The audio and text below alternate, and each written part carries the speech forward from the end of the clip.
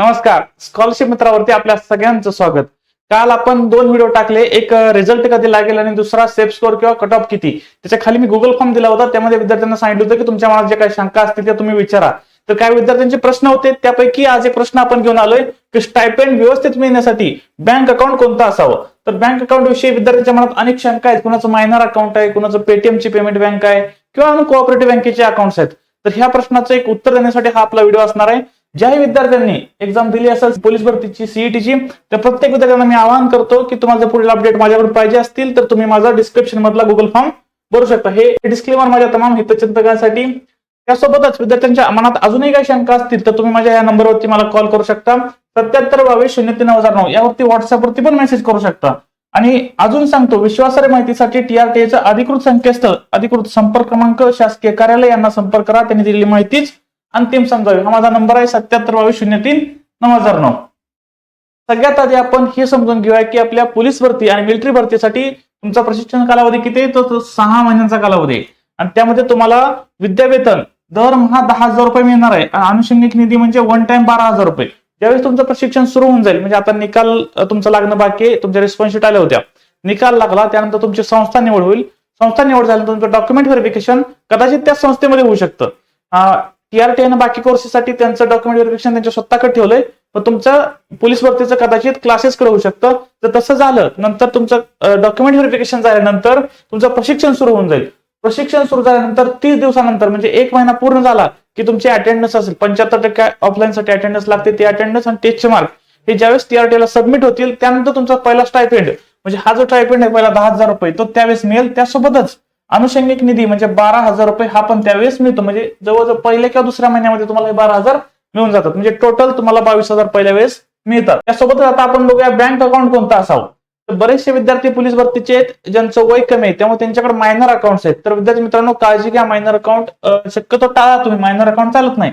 तर तुम्हाला minor account असेल तर त्या बँकेत जाऊन तुम्ही त्याचं मेजर अकाउंट करून घ्या. म्हणजे जे 18 वर्षाच्या वरचे विद्यार्थी आहेत त्यांच्यासाठी मेजर अकाउंट लागतं. तर तुम्ही काळजी घ्या, तुम्ही बँकेत जावा आणि तुम्ही बँकेचं अकाउंट मेजर करून घ्या. ही सगळ्यात महत्वाची गोष्ट आहे. जर असं असेल तर स्टायपेंड यायला इश्यू येतो. मग एखादा महिना लेट झाला किंवा हे असे इश्यू येऊ नये म्हणून मी तुम्हाला आधीच अवेअर करतोय की तुम्ही तुमचं बँक अकाउंट मेजर अकाउंट मध्ये कन्वर्ट करून घ्या. तुमचं बँक अकाउंट सेव्हिंग असलं पाहिजे. बरोबर नॅशनलाइज बँक अकाउंट असेल, सगळ्यात महत्वाचं तुमची बँक ही नॅशनलाइज असली पाहिजे. म्हणजे एसबीआय असेल, बँक ऑफ महाराष्ट्र असेल, आयसीआयसीआय असेल, ऍक्सिस असेल, असे कोणतेही, कोटक असेल, ह्या बँका चालतात. पण तुमच्या उपसंस्था आहे, कुठं कोऑपरेटिव्ह, त्या शक्यतो हे अकाउंट तुम्ही टाळणं गरजेचं आहे. त्यासोबतच पेटीएम बँक पण शक्यतो तुम्ही टाळा. जेवढं टाळता येईल तेवढं टाळा. तुमच्याकडे बँक अकाउंट हे नॅशनलाइज बँकेतलं असलं पाहिजे. त्यानंतर पोस्ट पेमेंट बँक हे पण तुम्ही टाळणं गरजेचं आहे. कारण बऱ्याचशा विद्यार्थ्यांनी मागच्या वेळेस पण दिलं, काही जणांचा स्टायपेंड आला पण त्याला इश्यू येतो. तर विद्यार्थ्यांना मी आवाहन करतो की तुम्ही नॅशनलाइज बँकेत तुमचं बँक अकाउंट असलं पाहिजे. दुसरी गोष्ट, तुमचं सेव्हिंग अकाउंट, तुमचं मायनर अकाउंट चालत नाही तर तिथं मेजर अकाउंट असलं पाहिजे. आणि सगळ्यात महत्वाची गोष्ट, तुमच्या बँक अकाउंटला आधार नंबर लिंक असला पाहिजे. तुम्ही बँकेत जाऊन चेक करा की तुमच्या नंबरला, तुमच्या बँकेला आधार नंबर लिंक आहे का.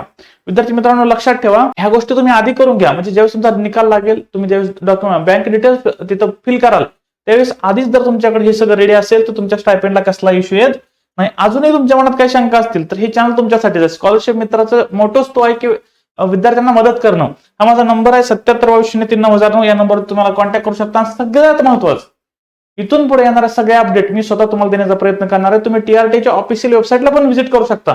त्यासोबतच मी स्वतः पण तुम्हाला सगळ्या मदत करणार आहे. तर हा व्हिडिओ बघणाऱ्या विद्यार्थ्यांना मी आवाहन करतो की तुम्ही डिस्क्रिप्शन मध्ये गुगल फॉर्म भरा. गुगल फॉर्म मध्ये नाव, नंबर आणि तुमच्या मनात जी काही शंका आहे ती विचारा. मी तुम्हाला कॉल करून त्याचं उत्तर देण्याचा प्रयत्न करेन. डिस्क्रिप्शन मध्ये गुगल फॉर्मची लिंक आहे, त्यासोबतच पिन कमेंट मध्ये पण ती लिंक दिलेली आहे. आणि हे YouTube channel BARTI, RT, TRT, SRT सर्व महत्वाचे अपडेट, सरकारी जीआर हे सोप्या भाषेत तुम्हाला समजून सांगण्यासाठी असणारं तुमच्या हक्काचं युट्यूब चॅनल स्कॉलरशिप मित्रा, याला तुम्ही लगेच सबस्क्राईब करून घ्या. त्यासोबतच टीआरटी, बार्टी, आरटी, सारथी, महाज्योती महाराष्ट्रातील गरजू विद्यार्थ्यांना स्कॉलरशिपच्या माध्यमातून मदत करणाऱ्या सर्व शासकीय संस्थांचा आणि महाराष्ट्र शासनाचं मनपूर्वक आभार. आपल्या अतुलनीय योगदानामुळे सामाजिक समतोल साधत नव महाराष्ट्र निश्चित घडेल. धन्यवाद. टीआरटी, बार्टी, आरटी आणि सारथी.